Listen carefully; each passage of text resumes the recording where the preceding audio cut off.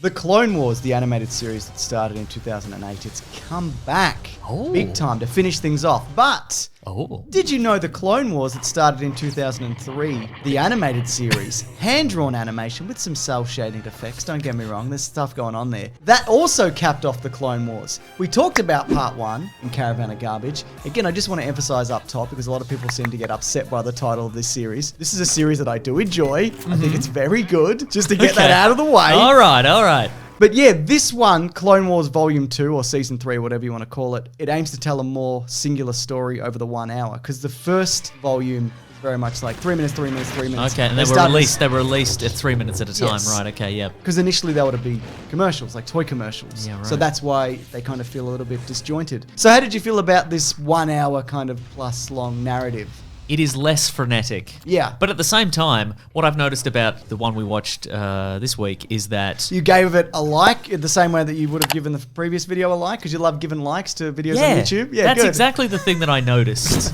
But also, every frame of this is like a hero frame. Every frame of this has like a heroic pose, and then they'll lightning quick switch to another heroic pose. Yes. It's like the secondary market for this show was auctioning off the animation cells. Yes. Because you always know somebody and they're like, I bought an animation cell from The Simpsons and it's a foot. Yeah, whatever. that's right, but absolutely. every one of these is just like a dramatic lightsaber swing or like Mace Windu. Just flying through a city on a some sort of air speeder, like cutting spaceships apart with a lightsaber. It's some spectacular action. Yeah, absolutely. As we mentioned in the last video, it is this kind of enhanced, exaggerated version of the Jedi and their adventures. The whole idea behind this story is based off the crawl from Revenge of the Sith, because it leads right up to that. Because it mentions how Coruscant is under attack, all the things that have been going on. Yeah, it does. General Grievous, etc. and so forth. Yeah, right. It ends specifically with them, again, just getting in their spaceships, going to war. That's right, exactly. Speaking of, though, it does pick up directly after the end of the last one, where Grievous is in a pitch battle with a bunch of Jedi. Then, of course, we cut to that Anakin Skywalker is being promoted to the rank of Jedi Knight. Oh yeah, so this is an element that is not in the movies. No, he gets his Jedi Padawan braid cut off. Yes, that's right. In this animated series. So Does that happen again in the new Clone Wars? I think they skip over that. Oh my goodness! Yeah, like that's a pivotal moment. Yeah, the new Clone Wars, I believe, starts with him his cool floppy mullet hair, I believe. Yeah, right. Well, that's where the movie starts. But what I think they really nail about the character of Anakin Skywalker in this is he sucks. Like, I think the Clone Wars, the newer one, does a really good job of humanizing him and making him more charismatic and interesting and thoughtful, and he seems like a nice person. But in this, they really again capture that episode 2 scowl, and they kind of move away from that after he does get promoted. But even when they summon him to be promoted, he's just like, Obi-Wan, you're not my real dad. What'd you even call me for? And he's like, you're being promoted, you dumbass. Well, that's why we called you. Well, I refuse to apologize. One thing they did move away from the previous volume of this is the clone trooper action. There's very little. There is that sequence where you see a clone trooper take out a bunch of battle droids, and he keeps picking up weapons and he's throwing weapons. Yeah, right, Remember the bit that I'm talking about? Yeah, for sure. But yeah, I think there is more of a focus on the Jedi characters. Characters with faces. Characters with faces. Faces and motivations and names. Yeah. As opposed to just being a bunch of dudes in white armor with slightly different colored shoulders. And that's something they definitely elaborate on more to good effect in the other series. But what I also thought is interesting about this Anakin Skywalker character is besides that he sucks. Well, that's what I was going to say. He does suck. Like, he's a bad dude, and they don't really make that much of an attempt to kind of redeem him. But he's obviously a bad dude. What are they doing? Do you remember the bit when... What are they doing? Do you remember the bit when Padme sneaks up on him and he holds a lightsaber to her throat? Do you remember the bit when he turns up and there's that giant monster and he just kills it? But again, that's the Star Wars universe. You just kill the things that you see. Yeah. And he's eating raw bugs at one point. Remember that? Yeah, and he's like a monster. There's some weird characterizations of this. Because I guess he grew up on Tatooine and food was scarce. So he's like, well, I better eat some bugs. Yeah. But there's a lot of like Obi-Wan being like, what are you doing, Anakin? And there's a lot of, don't eat bugs. Well, provide him with some food then, Obi-Wan. I feel like Obi-Wan promoted him, recommended it at least, just to get rid of him. And then they're like, guess what? You're a pair. And he's like, fuck. But I work alone. You absolutely do not. That's not how the Jedi work. It's never how it's worked. There's always been a Padawan system. You know that, Obi-Wan. But you're right. He's like, Don't kill that monster, Anakin. Oh, you've made a big mistake killing that monster, Anakin.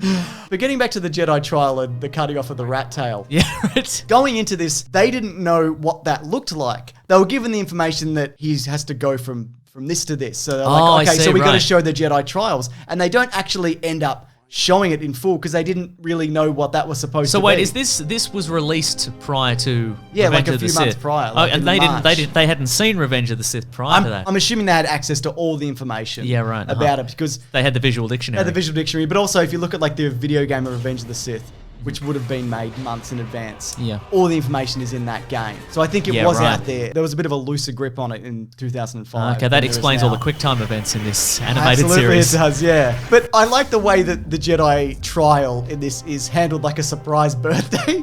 Like you go in and they're like, surprise! Your brain's cut off. Even though, of course, in this, his real trial is fighting a big monster and going into a cave and having a scary vision and then ignoring it. So that's the real trial, isn't it? That's right, exactly. Yeah. Well, I mean, many famous Jedi have done that, I guess. Yeah, that's right. I do find it interesting, though, the element of the story that he goes and he becomes the savior of this native population. They're very much akin to like a Native American population, but they also sound Italian. Have you noticed? I didn't notice that.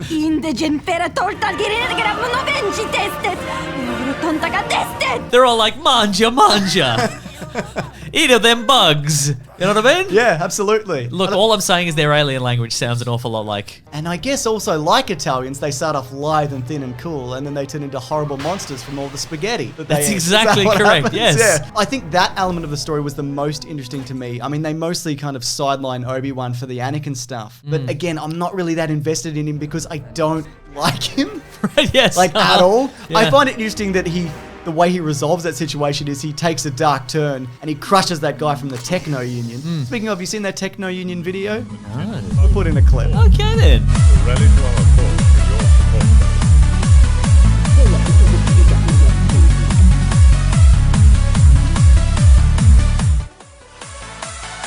The Techno Union. But yeah, I think the storyline to me, which is the most interesting, no, it's not the 3 seconds of the Wookiee planet that we get in this. Sure. It's the Coruscant invasion and the idea that the Emperor, well, he's not the Emperor at this point, that Palpatine is manipulating this whole situation to get himself captured, to manipulate Anakin Skywalker and the Republic and whatever, to give himself more powers.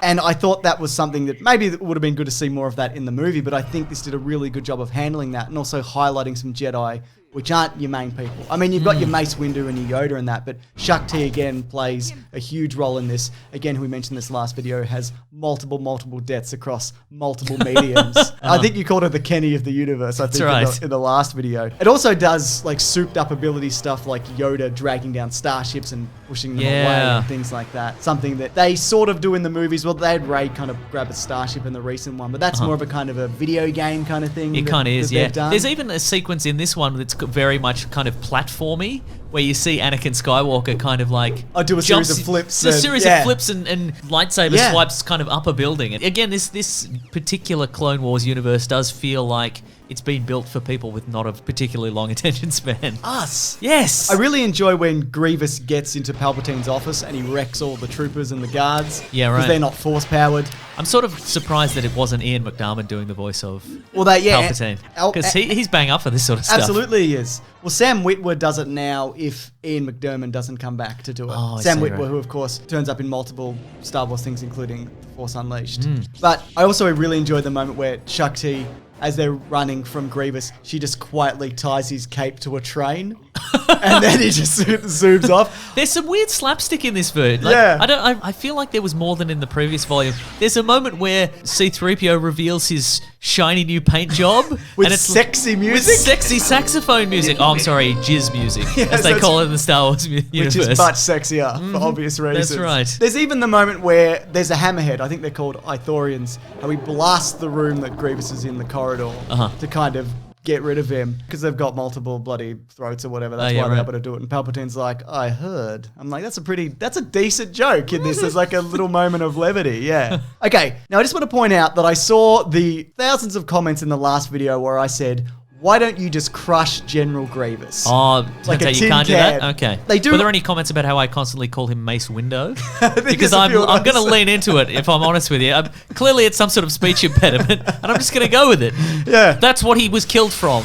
All Jedi are named after the thing that befall them. The portal that they were hurled from to their death. So he's Mace Window. Yeah, exactly. Emperor thrown down a Death Star shaft. Okay. Yeah, I know. Anyways, I just want to acknowledge that I did see those comments, and it does offer an explanation in this, and I know it has in other mediums, that he uses tactics of intimidation and speed to kind of throw the Jedi off so they can't ever get a really good line of sight on him, and they can't kind of get their composure to crush him. I see. And the reason Mace Windu is now I'm doing it! And the reason Mace Windu is able to do it is because he's calm and he's not intimidated. Right. So he can just do it. But at the same time... His wallet says, very focused Force user on it. But at the same time, though, I just think that's total bullshit. And you could just crush him. And the way that people kind of justify it is also... You can hit him with a train, You can hit him with a train. Like, it's a dark side move if you crush somebody. Yeah, it's poor form. Yeah, but and the reason Mace Windu can do it is because he kind of dabbles with the dark side. Like, his style of fighting is kind of very aggressive, which is unusual for a Jedi, but he's managed to walk that line without going over, right? He learned Teräs Kasai at Cobra Kai. That's right, exactly. But at the same time, I think if you had a room full of Jedi, you could easily just do enough force pushes and force crushes to even just bring the corridor around him and smush him in it. But again, people saying that it's a dark side power. Yoda decapitates 2 clone troopers in Revenge of the Sith, and he's the best one. Like, he's the best one, and he does it. And look, I know that He feels bad about it afterwards. Yeah, I know he does, but it's also like, that's for defense. Well, so's this. Yeah, right. Because he's trying to kill you, you should be able to kill him. Do you know how General Grievous dies?